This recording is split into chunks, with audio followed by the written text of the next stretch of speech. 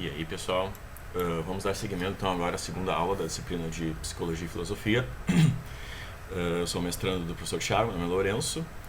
E, bom, nessa primeira aula que vocês viram semana passada, vocês viram a divisão, né, que a gente faz hoje da filosofia e nessas 4 grandes áreas de ontologia ou metafísica, epistemologia ou gnoseologia, lógica e ética ou axiologia. Hoje, então, nós vamos ver, entendido dentro desse quadro, as filosofias de Platão e Aristóteles, uma breve introdução, claro, né?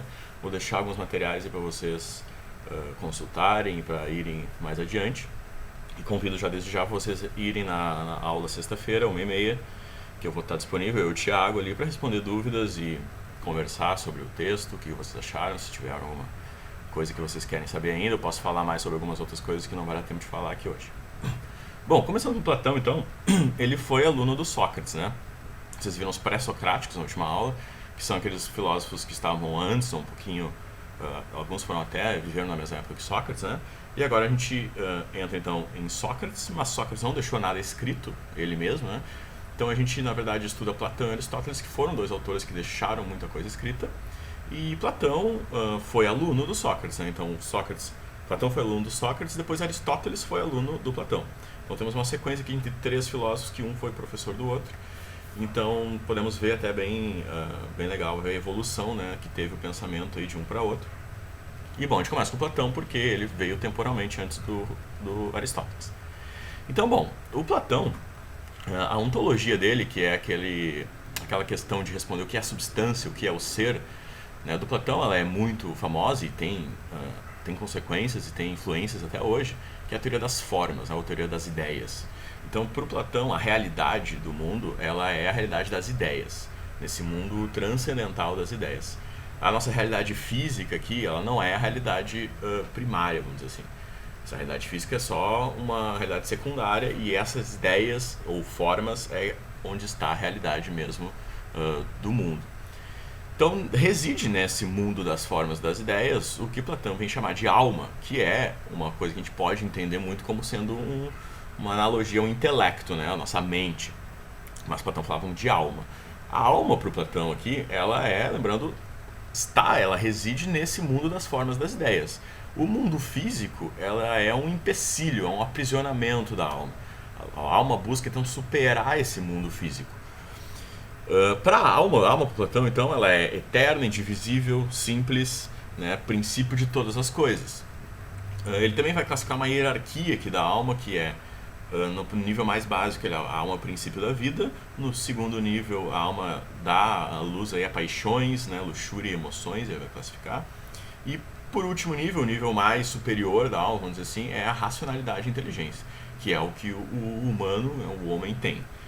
Então, alcançando, né, com essa racionalidade e inteligência, a alma consegue então alcançar a forma verdadeira, vamos dizer assim, nesse mundo das formas. O corpo é só um empecilho aí para a alma, está aprisionando ela.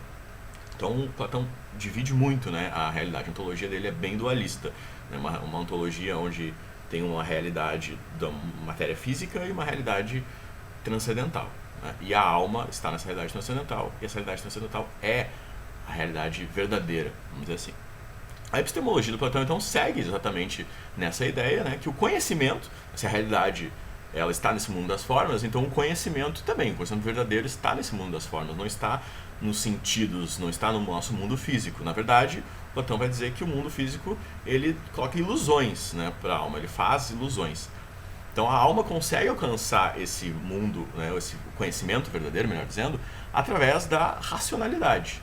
Então, por isso que ele inaugura aqui uma coisa que podemos chamar de racionalismo, né? Que é entender o conhecimento primário, né? O conhecimento verdadeiro, como sendo fruto do nosso raciocínio, né? E não das nossas observações, nossos sentidos. Então, para Platão, esse é o conhecimento verdadeiro, é o conhecimento desse mundo das ideias, mundo das formas.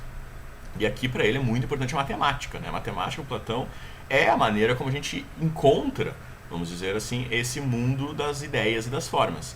Eu deixei uma imagem ali dos sólidos platônicos para vocês, vou deixar um link ali do Wikipedia para vocês lerem sobre, é bem interessante. Então a matemática, aqui, principalmente a geometria, né, para o Platão era muito importante. Tá? É através dela que a gente obtinha esse conhecimento A alma conseguia obter esse conhecimento verdadeiro. Então a lógica do Platão, ela é essa, né, de ir do geral, né, e das formas e das leis e do transcendental para deduzir o particular, né, que são as sensações, a imanência do mundo ali, a aparência das coisas. Então assim, você parte da forma, por exemplo, a forma de um copo. A forma de um copo, você deduz daí, a partir disso, como vai ser a aparência do copo, né? Bom, a forma copo tem várias aparências diferentes, né? Você pode deduzir a aparência copo a partir de uma forma copo. Aqui, o exemplo da matemática é melhor, né? Porque assim, na matemática a gente tem teoremas mais gerais, né? Por exemplo, você pega alguns teoremas, tipo o teorema de Pitágoras, né? Você pode deduzir algumas verdades particulares a partir do teorema de Pitágoras, né? Então, esse é o movimento da dedução, ir de uma lei geral para deduzir, para chegar a casos particulares, que aqui importante para o Platão é as aparências, né, as sensações. Isso é muito bem descrito na parábola de Menon, tá? Que é como Sócrates consegue fazer uma pessoa escravizada a chegar na dedução do teorema de Pitágoras, né, sem nunca ter tido uma educação matemática formal. Então isso mostraria para o Sócrates e para o Platão, né, o Platão e o Sócrates concordam muito, né, nisso, de que o conhecimento já está em nós, né, ou seja, ele já está na alma, porque a alma tem contato já com esse mundo das ideias. Cabe a nós buscar superar as nossas limitações físicas, que é o que o Sócrates faz com a pessoa escravizada Menon, para... ele nunca recebeu uma educação formal em matemática, mas mesmo assim ele conseguiu deduzir o teorema de Pitágoras, ou seja, já estava nele o conhecimento, porque ele tinha uma alma, né, e a alma tem contato com esse mundo das ideias. Então a ética aqui que a gente vai entender do Platão seria a parte que a gente pode pensar na psicologia prática, né, o que implica então essas ideias para uma prática de psicologia. O Platão ficou muito conhecido por esse modelo tripartido de mente, onde a nossa mente ela tem a parte racional, a razão, e moral e desejo, conduzindo, vamos dizer, nos conduzindo, né? Isso é muito bem demonstrado na alegoria de Fedro, onde Fedro é um cocheiro, o cocheiro, então, levando essa carroça com 2 cavalos, o cocheiro representaria a razão, né? Ele, de certa forma, controla os cavalos, mas, na verdade, não controla tanto, né? Os cavalos, na verdade, é o que levam a carroça adiante, então os cavalos seriam um a moral e outro o desejo. Então os cavalos são a força que nos impulsiona, a razão, o cocheiro, ele está só tentando controlar os 2 cavalos da moral e do desejo. Então esse é um modelo tripartido de mente que Platão já entendia aqui, e que isso, de certa forma, veio a antecipar a divisão da psicologia que a gente tem hoje em grandes áreas, né? Nós temos, claro que isso vai variar bastante de autor para autor, mas nós temos as áreas de sensação, percepção, memória, linguagem e cognição hoje, como entendo como 5 grandes áreas da psicologia. Aqui Platão já dava uma ideia dessa divisão, né, da alma, a alma conhecida, podendo ser entendido então como intelecto, como mente, já dava essa divisão aqui que a gente entende hoje também da psicologia. Platão vai falar de saúde mental também, né, para ele saúde mental, como ele dá essa primazia para o mundo das ideias e para o conhecimento que a gente adquire acessando esse mundo das ideias. Saúde mental para ele vai ser, claro, raciocinar, pensar, refletir sobre as coisas, porque é somente refletindo e raciocinando que a gente supera as limitações físicas do nosso corpo, dos nossos sentidos, e consegue alcançar o mundo das ideias, das formas, certo? Para explicar a teoria das formas, aqui tem a alegoria da caverna, tá? Não vou explicar nesse vídeo, porque tem pouco tempo, mas na sexta-feira, se vocês quiserem, eu posso explicar sobre a alegoria da caverna, que é bem conhecida aí, que explica bem, em linhas gerais, o que é essa teoria das formas do Platão. Então, bom, agora vamos para o Aristóteles. Bom, gente, o Aristóteles, agora, como vocês podem ver pelo mapa mental que eu fiz, já é bem mais complexo, né? O Aristóteles, ele pode ser entendido, de fato, aí como o principal filósofo da filosofia ocidental, tá? Lembrando, filosofia ocidental aqui, porque, assim, ele deu seguimento aí, ele foi aluno do Platão, como eu disse, né? Então ele deu seguimento às ideias do Platão, mas adicionou muito mais coisa. Ele foi um autor enorme, assim, fez muitas obras. Ele é considerado o primeiro historiador, porque ele foi o primeiro a ter esse olhar mais crítico e historiográfico do passado. Ele foi considerado talvez um dos primeiros biólogos e zootécnicos ao fazer observações muito sistemáticas do mundo natural. Então ele de fato foi muito importante. Então aqui dá para ver só pela complexidade do mapa mental como de fato, né, ele tem uma produção bem mais densa do que o Platão, certo? Mas não é para se assustar, assim, a gente consegue entender, certo? O Aristóteles, então, de novo, trazendo aqui as 4 grandes áreas, como ele pode ser entendido. Lembrando aqui, né, o professor Thiago falou sobre isso na última aula, essas áreas, elas não são separadas, bonitinhas, né? Isso é mais um recurso didático e histórico. Claro que quando o filósofo fala sobre essas ideias, ele não vai falar assim, eu vou falar sobre ontologia, ou eu vou falar sobre epistemologia. Não, ele fala as ideias dele, e aí a gente entende cada ideia dele de acordo com cada quadro de referência ali, né? Como essa ideia é entendida através da referência à ontologia, como essa ideia é entendida através da epistemologia.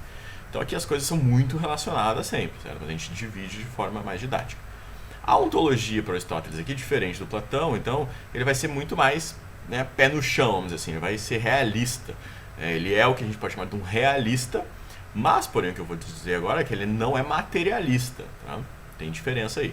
Ele é realista porque ele considera que a realidade aqui do mundo é a realidade, não é a realidade das ideias ou do mundo das ideias, certo? Então, esta é a realidade primária dos nossos sentidos. Então, ele vai achar que a relação mente-corpo aqui, né, alma-corpo, ela é puramente funcional, certo? A alma não existe fora do corpo. Assim como o corpo também precisa da alma. Então aqui o Aristóteles traz uma visão muito de interdependência entre alma e corpo, né? A alma é a causa e princípio do corpo e ela é física, ela é orgânica, ou seja, a alma não existe sem um corpo para ela estar.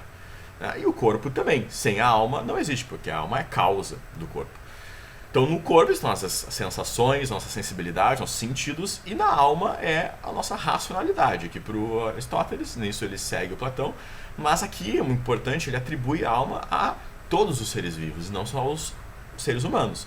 Então para o Aristóteles as plantas vão ter uma alma também, só que uma alma nutritiva, vão ter os animais uma alma mais sensitiva, e nós, então sim, uma alma racional. Então, como eu falei, ele não, apesar de ele ser realista, ele não reduz a realidade à matéria simples, né? Ele é muito contra os atomistas, lá representado pelo Demócrito dos pré-socráticos, né? Que é uma ideia que hoje a ciência, vamos dizer assim, ela corrobora, vamos dizer, né? Nós sabemos que as coisas são feitas de átomos, mas para o Aristóteles a gente não pode reduzir a realidade aos átomos. O que é uma coisa que, se a gente for para pensar, persiste até hoje, né? A gente não conseguiu ainda reduzir a mente, a nossa cognição, a nossa experiência fenomenológica, nossa experiência objetiva, a gente não conseguiu reduzir ainda aos átomos, que seria os neurônios, né? A biologia. A gente não conseguiu fazer ainda essa redução. Então ainda podemos dizer assim que Aristóteles ainda não está errado quanto a isso, né? Nós não conseguimos ainda reduzir toda a realidade à física material. Então, bom, aqui para o Aristóteles, como eu disse, a psicologia, o intelecto, vai ser só uma extensão da biologia, né? E a biologia também diretamente relacionada com esse intelecto. Então aqui, para o Aristóteles, psicologia e intelecto não existe sem corpo, diferente do Platão, que eles existiam, tinha uma realidade própria no mundo das ideias, no mundo das formas, certo? Então a epistemologia de Aristóteles segue muito isso, né? A epistemologia de Aristóteles é uma epistemologia empirista, né? Ou seja, ele dá muita importância porque a gente adquire através dos sentidos, certo? Então é isso que a gente tem que fazer primeiro. A gente tem que primeiro observar, tá? Para depois, então, fazer ideias mais gerais. Então, para o Aristóteles, ele traz muito aqui no texto que vocês foram recomendados, ele traz as funções cognitivas, né? Então ele já divide bem, assim, o nosso funcionamento da nossa mente, como a gente adquire conhecimento aqui, lembrando que epistemologia é a teoria de conhecimento. Então ele divide aqui em funções cognitivas, que são 4, basicamente: sensação, imaginação, memória e razão. Sensação, né? Os sentidos, movimento dos órgãos, ele vai dizer, né? A imaginação, então, faria uma mediação entre a sensação e a razão, e ela lidaria com objetos ausentes, né? Você pode ter a sensação de uma cadeira se você pensar na cadeira, mas a cadeira não está ali, ela está ausente. A memória, aqui é muito importante para ele também, que a memória faz a conservação com o passado, né? Então é só graças à conservação do passado que a gente consegue estabelecer relações de causalidade entre as coisas. Então a memória é muito importante para dizer que, por exemplo, olha, se hoje choveu, amanhã é muito provável, né, que faça sol, porque, bom, geralmente um dia seco segue um dia de chuva. Então a gente só consegue enxergar essa causalidade porque a gente tem memória, porque a gente lembrou que ontem choveu, por exemplo, se hoje fez sol, certo? E a razão aqui, sim, ele fala também da razão e divide em duas, que seria a razão passiva. A razão passiva é essa que sintetiza os dados da imaginação e da sensação, né? Seria, vamos dizer, o que hoje a gente entende como percepção, né? Como a nossa capacidade então de entender os nossos dados sensoriais como uma coisa só, como uma experiência só. E a razão ativa para ele é a nossa cognição, vamos dizer, a nossa habilidade de abstração, de transcender, de alcançar para ele o divino. Lembrando que apesar do Aristóteles ser realista, não materialista, né, ele ainda fala do divino, né, fala de algo além do mundo. Né? Até por isso que ele não é materialista. Né? Se ele fosse materialista mesmo, ele não reconheceria a existência de nada divino. Então, bom, seguindo, né, a lógica aqui do Aristóteles é a empirista, que é diferente do Platão, que era a dedução, né, o Platão ia do geral para o particular. Aqui o Aristóteles começa no particular. Ou seja, ele começa nas observações, na realidade, nos dados dos sentidos. Então, a partir das observações dos dados, ele elabora teorias, elabora um pensamento formal, que é o geral, certo? Então, partindo do particular e indo para o geral. Isso é o que a gente chama de indução. Quando a gente parte de dados, a gente, a partir desses dados, elabora uma lei, elabora uma teoria mais geral, né, que pode se aplicar para outros casos, além daqueles dados. E aí que a gente faz o próximo movimento, que o Aristóteles não se limita só a fazer essa indução. Agora ele, a partir desse geral, ele elabora hipóteses. E agora ele contrasta essa hipótese agora com novos dados, né? Gerando nossa capacidade de entendimento de fato. Esse segundo movimento aqui é uma dedução, né? Partindo do geral agora para o particular. Você vê que ele começa numa indução e depois faz uma dedução. É um método circular, ou seja, começa com os dados, você a partir daí elabora um pensamento mais formal, uma teoria mais geral, aí você elabora novas hipóteses, você contrasta agora essas novas hipóteses, essa hipótese com novos dados. Então você faz agora uma dedução, você tenta deduzir a partir dessa hipótese, né, como esses dados vão se comportar no futuro, por exemplo, coisa que a gente faz muito na física. E aí, se no futuro esses dados de fato se comportaram, né, como a tua hipótese, bom, legal, então tu acertou, né, a tua hipótese está ok. Então, isso é o que a gente conhece hoje como método científico, né? O método científico tem esses dois momentos, da indução, de partir dos dados para o conhecimento geral, pensamento formal, e depois o da dedução, de partir para o geral, para o particular. Tá? O método científico lida com os dois, e o Aristóteles foi aqui muito importante em apresentar esse modelo aqui, certo? Bom, a ética do Aristóteles agora, a psicologia prática que a gente pode entender dele, então seria... ele fala dos seres vivos, como eu disse, né, a alma dele, ele dá para todos os seres vivos, não só para os seres humanos. Né? Então, para ele aqui, os humanos, mas também todos os seres vivos, tem como objetivo chegar nesse divino, chegar nessa perfeição que ele chama. Né? Esse movimento seria um movimento sempre de potência para realização. Né? Algo que eu botei aqui assim bem no centro, que eu posso explicar melhor na sexta-feira. Então aqui o objetivo dos seres vivos seria chegar a essa perfeição através do conhecimento, através do prazer também. O prazer, para Aristóteles, é algo que move os seres vivos à busca dessa perfeição. Ele também fala de um modelo de psicopatologia ali, né, que é o desequilíbrio entre memória e imaginação. Eu até deixei entre um ponto de interrogação ali, questionando vocês se isso poderia ser entendido hoje como o que a gente chama de esquizofrenia, apesar de a gente não chama mais de esquizofrenia, a gente chama de transtorno de personalidade esquizoide, que um dos, né, sintomas de esquizofrenia é ilusões, né, delírios, pode ser auditivos ou visuais. Então, será que isso seria, né, um precursor de uma teoria de esquizofrenia? Então, o desequilíbrio entre imaginação e memória. E aqui, para fechar, eu trouxe aqui as 4 causas. Né? O Aristóteles tem uma teoria assim, muito interessante, que ele diz que qualquer coisa pode ser explicada através dessas 4 causas, certo? Quais são essas 4 causas? É a causa material, que é o material daquilo que é gerado. Né? Aqui vamos pegar o exemplo de uma estátua, né, de bronze. Eles falam muito de estátuas, né, porque a arte era muito importante lá para os gregos. Então, uma estátua de bronze. Tá? Falei de bronze. Então, a causa material aqui é o metal bronze da estátua. A causa formal seria a estrutura, né, ou a forma. Então, aqui, eu vou fazer uma estátua de Zeus. Então, Zeus aqui é a minha causa formal. Zeus é o que vai me dar a minha forma da minha estátua. Mas, por enquanto, ela é só um pedaço de bronze. Né? Aí que chega, então, a causa eficiente. A causa eficiente é quem vai transformar, então, né? Quem vai ser responsável por essa mudança. Então, vou ser o escultor. O escultor aqui é a causa eficiente. E a causa final, então, é o propósito. Né? Por que eu estou fazendo isso? Só decidir do nada, pegar um bloco de metal lá e fazer Zeus? Não. provavelmente eu tive alguma motivação para isso, né? Pode ser para ter feito uma homenagem, né, a esse Deus, ou pode porque eu fui pago para isso e eu estou fazendo. Então, isso seria a causa final, o nosso objetivo, o propósito, né? Então, assim, uma estátua seria entendida dentro dessas 4 causas, né? O bronze seria o material, causa formal, a forma que eu estou fazendo na estátua, causa eficiente, o escultor, e causa final, o objetivo disso, seja para venerar um Deus ou porque eu fui pago para fazer. Certo, pessoal? Então, espero que tenha ficado mais claro. Nos vemos na sexta-feira, se vocês quiserem, para tirar dúvidas. Vai estar eu e o Thiago ali online, certo? E obrigado, valeu!